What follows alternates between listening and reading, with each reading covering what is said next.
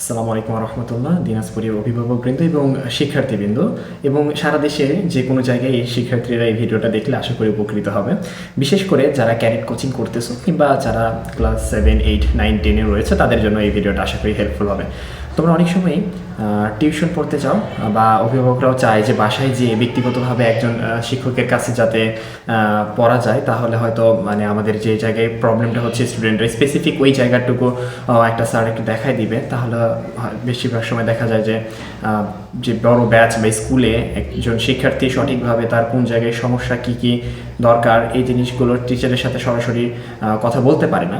So এই জন্যই অভিভাবকরা একটু চেষ্টা করে যে যদি বাসায় কোনো টিচার রাখা যায় তাহলে হয়তো তার এই সমস্যাগুলোর সমাধান হবে। আসলেই আমি ব্যক্তিগতভাবেও যখন পড়াশোনা করেছি কিংবা এখন বিভিন্ন স্টুডেন্টদেরকে যখন পড়াই তখন দেখি যে হ্যাঁ, যখন বড় একটা ব্যাচে পড়ানো হয় বা একটা ক্লাসে যেখানে 60-70 জন স্টুডেন্ট, সেখানে নিজের সমস্যার সমাধান করাটা একটু কঠিন হয়ে যায়। তারপর অনেক স্টুডেন্ট সেখানেও তার সমস্যার সমাধানের কথা মানে সমস্যাগুলো কথা বলতে পারে এবং সমাধান ঠিকই আদায় করে নিতে পারে। এটা যেমন সত্য, ঠিক বেশিরভাগ ক্ষেত্রে দেখা যায় যে স্টুডেন্টরা কিন্তু হেজিটেট ফিল করে, সেখানে ভালোভাবে প্রশ্নটা হয়তো ক্লাসে সবার সামনে তুলতে পারতেছে না।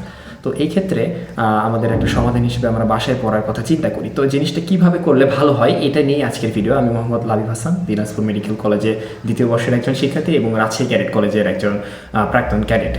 তো আজকের ভিডিওটা শুরু করি। প্রথমে হচ্ছে যে বাসায় পড়ার সুবিধা অসুবিধা সেটা তো সবাই মোটামুটি জানেন, কিন্তু এটার আর কয়েকটা সুবিধা বলি। সেটা হচ্ছে যে হ্যাঁ, প্রত্যেকটি স্টুডেন্টের পড়া আদায় করে নেওয়া এটা একটা বড় বিষয়। হ্যাঁ, যখন স্কুলে আপনি আপনার বাচ্চাকে পাঠাচ্ছেন, সেখানে স্যারের পক্ষে সম্ভব হয় না সব স্টুডেন্টের কি পড়াটা যেটা দেওয়া হয়েছিল সেটা মানে করছে কিনা এটা যাচাই করার কোনো ব্যবস্থা থাকে না, কারণ অনেক স্টুডেন্ট, সবাইকে তো ওইভাবে সমান গুরুত্ব দেওয়া সম্ভব না।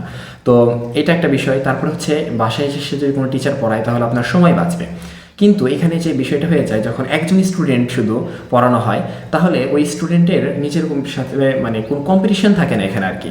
যেমন যে একটা চ্যাপ্টার পড়তেছে, অনেকজন দেখা যাচ্ছে ওর একটা সহপাঠী অনেক ভালো পড়তেছে বা পারতেছে, ওকে দেখে যে মানে ইন্সপায়ার হয়ে এসে আরও দ্রুত গতিতে পড়বে বা আরও বেশি করে পড়বে। হ্যাঁ, তার ব্রেনটাকে একটু কাজে লাগাবে, কোনো কোশ্চেন করলে আগে অ্যান্সার দেওয়ার জন্য একটু মানে উদ্গ্রীব হয়ে থাকবে। এই বিষয়গুলো তারা কিন্তু সেক্ষেত্রে মিস করে।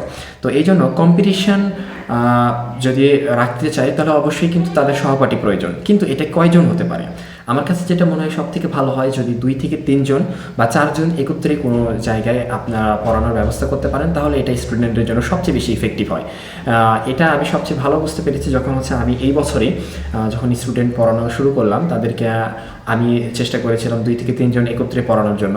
তাহলে দেখা যায় যে তারা মানে বেশ আনন্দের সাথে পড়তে পারতেছে, তাদের মধ্যে একটা কম্পিটিশন আছে। হ্যাঁ, এই জিনিসগুলোর জন্য তাদের পড়াশোনাটা একজন পড়লে যা হয়তো 3 জনে তার থেকে ভালো হচ্ছে। একই সাথে তাদের সমস্যার কথা বলতেও কিন্তু মানে তাদের হেজিটেট ফিল হয় না বা ইতস্তত বোধ করে না, কারণ মাত্র 3 জন এবং সেই 3 জন খুবই পরিচিত হয়ে যায় কয়েকদিনের মধ্যেই। এই জন্য 2 থেকে 3 জন যখন থাকে তারা নিজেদের সমস্যার কথা বলতে পারে এবং একজন টিচার যখন পড়ায় তখন সেও বুঝতে পারে যে আমার স্টুডেন্টের কার কোথায় সমস্যা, তাদের খাতার মূল্যায়ন ঠিকভাবে করতে পারে।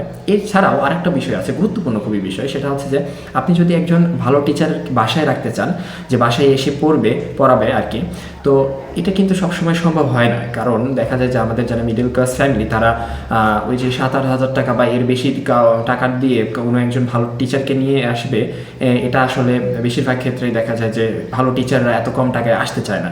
এবং একই সাথে টিউশন ফিটা একটু বাড়ার কারণে আমাদের যে সমস্যাটা হয় যে তখন তারা চিন্তা করে যে এখন দেখা যায় কম টাকার মধ্যে কোন টিচারটা পাওয়া যায়। কিন্তু দুঃখজনক হলো সত্য বিষয়টা এরকম, যারা 2-3 হাজার টাকাতে পড়াইতে আসে বা বাসায় পড়াইতে যায়, সেই টিচারদের আবার গুণগত মান সেই রকম ভালো হয় না। আমি কোনো টিচারকে ছোট করতে চাই না এবং আমি জানি সব টিচারই তাদের আন্তরিকভাবে চেষ্টা করে, কিন্তু এর মধ্যেও কিছু বিষয় থাকে যে এই টিচার হয়তো একটু অভিজ্ঞ বেশি বা এই টিচার অনেক দিন এই ধরনের স্টুডেন্ট পড়াইছে বা এই টিচারের এই বিষয়ে কোয়ালিফিকেশনটা ভালো। তো এই জন্য হয়ে যায় যে যারা আমাদের মিডল ক্লাস পরিবারগুলো রয়েছে তাদের পক্ষে অনেকটাই কঠিন হয়ে পড়ে যে একজনকে বাসায় একটা টিচার তারা আনবে এবং সেই টিচার সেখানে একজনকেই পড়াবে, এই জিনিসটা অনেক সময় কঠিন হয়ে পড়ে। সো এই জন্য আমার মনে হয় যে যখন আপনি 2-3 জন একসাথে পড়াবেন, সেই টিচারে হচ্ছে একটা ভালো পেমেন্ট পাবে এবং আপনারও 3 জন ভাগ করে যখন পেমেন্টটা দেওয়া হবে তখন আপনার পেমেন্টেও দেখা যায় যে আপনার সাশ্রয় হচ্ছে আর কি। তো সব দিক থেকে চিন্তা করলে আমার কাছে এই পর্যন্ত মনে হয়েছে যে স্টুডেন্ট যদি আমরা আলাদাভাবে পড়তে চাই তাহলে সবচেয়ে ভালো বিষয়টা হচ্ছে 2-3 জনকে একত্রে, আপনার বাসার কাছে হয়তো অনেক স্টুডেন্ট তার সহপাঠীদের বাসা আছে, যে কোনো একটা বাসায় 2-3 জন একত্রে পড়া, এটা হচ্ছে বেস্ট সলিউশন। তো আমি নিজেও দিনাজপুরে রয়েছে এবং যারা ক্যারেট কোচিং করতেছে, এছাড়াও 7-8-এর বা 9-10-এ যারা রয়েছে এদেরকে অনেক সময় আমি পড়াই এবং আমি সবসময় চেষ্টা করি এইভাবেই পড়ানোর, 2-3 জনকে একত্রে পড়ানোর। আচ্ছা, এই বিষয়ে ভিডিওটা আজকে এই পর্যন্তই থাকবে ইনশাল্লাহ। এরপরে ইনশাল্লাহ আরও কিছু নতুন ভিডিও আমি আপলোড করব, বিশেষ করে পড়াশোনার এই সিস্টেমগুলো নিয়ে, পড়াশোনার এই গাইডলাইনগুলো নিয়ে যদি ভিডিও আপনি পেতে চান, ইনশাল্লাহ আমাদের এই চ্যানেলে নিয়মিতভাবে আমি ভিডিও আপলোড করতে থাকবো। যদি কারো প্রয়োজন হয়, আমি সবাইকে বলি না সাবস্ক্রাইব করার জন্য, যদি কারো কোনো স্টুডেন্ট বা কোনো অভিভাবকের আসলেই প্রয়োজন হয় তারা সাবস্ক্রাইব করে রাখতে পারেন। যেহেতু এটা আমার খুব বড় প্রফেশনাল ভিডিও না, সেই জন্য আমার মনে হয় যে সাবস্ক্রাইব করে রাখলে শুধু যাদের প্রয়োজন তারা যদি রাখেন তাহলে হয়তো উপকারিতা হতে পারে। ঠিক আছে, আজকের ভিডিও এই পর্যন্তই। আসসালামু আলাইকুম রহমতুল্লাহ।